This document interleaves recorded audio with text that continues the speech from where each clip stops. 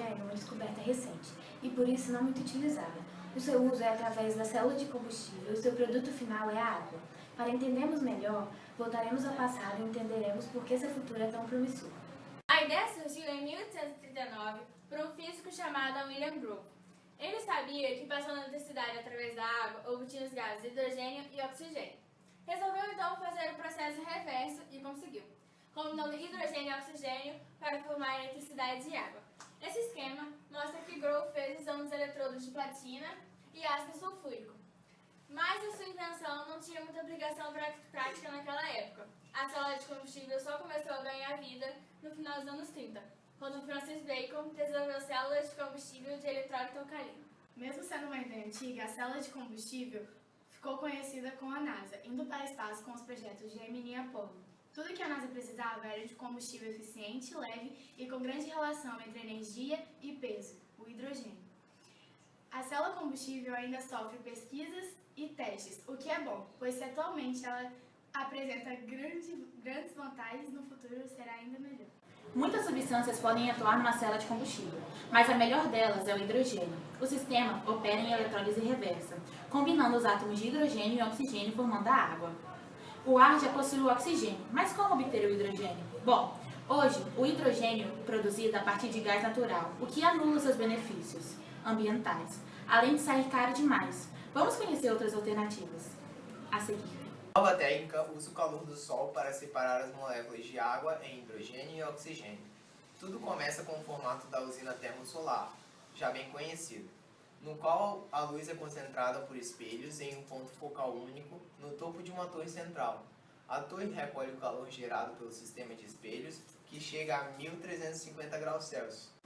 No novo esquema, o calor é direcionado para um reator que contém óxidos metálicos. Quando o óxido metálico se aquece, ele libera átomos de oxigênio, alterando sua composição. A adição de vapor no próprio reator faz com que as moléculas de oxigênio da água procurem a superfície do óxido metálico, liberando moléculas de hidrogênio, que podem ser então coletadas na forma de gás.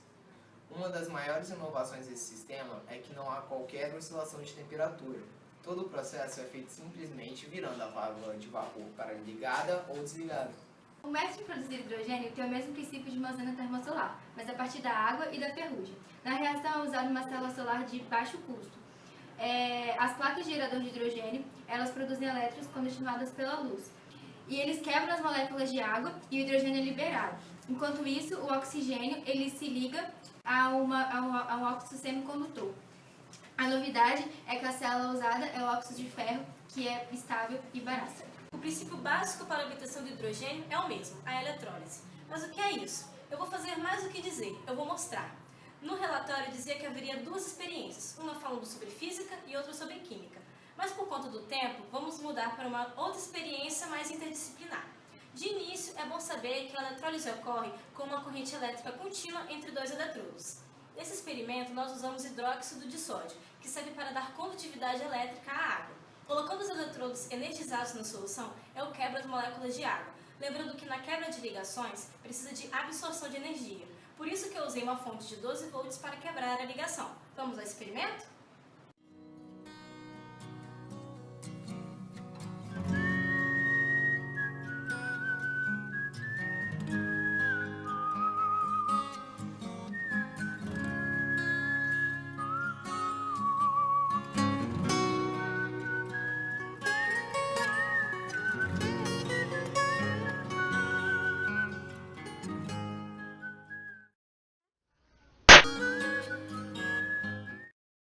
Explode porque o hidrogênio é um gás explosivo.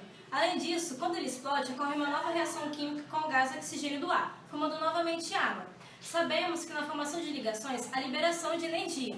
É aí que entra a célula de combustível, que transforma essa energia química em energia elétrica. Nós analisamos o experimento e chegamos a algumas conclusões. Nós calculamos a voltagem ou tensão da nossa eletrólise. Sem a carga, ou seja, antes do experimento, era de 12 volts e após o experimento, 8 volts. E para calcular, nós colocamos o voltímetro em paralelo com os polos de saída. Já na corrente elétrica foi diferente. O amperímetro ficou em série com a fonte e os eletrodos, e a corrente elétrica do nosso experimento, que era constante, foi de 9 amperes. Nós também fizemos referência à segunda lei de Ohm. Nós sabemos que a resistência é diretamente proporcional ao comprimento. Como os eletrodos de cobre têm 30 centímetros, isso cria certa resistividade na eletrólise. Mas a resistência é inversamente proporcional à área. Então, como os eletrodos estão em espiral, eles aumentam a área de contato, ou seja, a resistividade diminui. Também é bom saber que o poder calorífico do hidrogênio em relação a outros combustíveis é maior.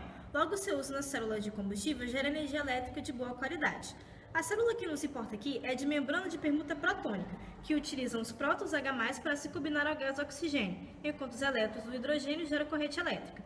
Caso esse sistema seja usado no carro elétrico movido a hidrogênio, o que sai do escapamento é apenas vapor de água. O desafio da tecnologia do hidrogênio é a sua produção e o segundo é como armazená-lo. Além da questão de segurança, a capacidade de armazenamento é importante, pois define a autonomia do veículo. Outro problema é sua baixa densidade de energia. A vantagem de utilizar em uma célula de combustível é a alta eficiência dessa tecnologia com relação aos motores a combustão interna, precisando de pouco para atingir o mesmo resultado. Na forma líquida, 1 kg de hidrogênio ocupa apenas 14 litros e fornece 3 vezes mais energia que a mesma quantidade de gasolina. O hidrogênio líquido é carregado em um tanque cilíndrico com volume de 120 litros, sob uma pressão 5 vezes maior do que a atmosférica e mantido em temperaturas inferiores do que menos 253 graus Celsius. Um tanque desse cheio pesa 960 kg e faz com que um carro mediano ande 400 km. Mas sua tecnologia é muito cara e por isso é usada somente em agências aeroespaciais. O gás é armazenado em cilindros ou tanques sob pressão e é usado quando são necessárias pequenas quantidades, como em células de combustível. Ele é bom porque é simples e não tem perdas energéticas com o passar do tempo, mas é caro. Ligas de titânio e ferro ou magnésio e níquel podem absorver o equivalente ao seu próprio volume de hidrogênio líquido e liberá-lo assim que necessário. Dentro das ligas, o hidrogênio é usado para gerar eletricidade em uma célula combustível, onde ele libera seus elétrons para produzir corrente elétrica e então são combinados com oxigênio para formar água. As ligas são mais seguras que o hidrogênio líquido, pois a pressão é bem menor, mas as desvantagens são que bombear o hidrogênio para dentro e para fora faz com que o metal quebre e o custo é elevado. A ideia do hidrogênio como energia ainda precisa vencer muitas barreiras para alcançar o seu objetivo, mas o fato de ter sido lançado esse ano o Mirai, primeiro carro movido a hidrogênio aberto ao público geral, mostra que é possível futuramente criar uma nova geração de energia à base de hidrogênio. Um carro movido a hidrogênio colabora muito para o meio ambiente, pois não emite dióxido de carbono. Pense nos problemas respiratórios que seriam evitados se não fosse produzido tanto gás carbônico nas cidades. É uma questão de saúde pública também. Por ser um carro elétrico, ele não emite ruídos, resolve o problema da poluição sonora. Logo, falar de ecologia e de poluição é pouco. O sistema respiratório e nervoso também estão envolvidos. O barulho e a fumaça no congestionamento pioram a nossa qualidade de vida. Como vocês notaram, usar hidrogênio como energia já se tornou realidade no mundo.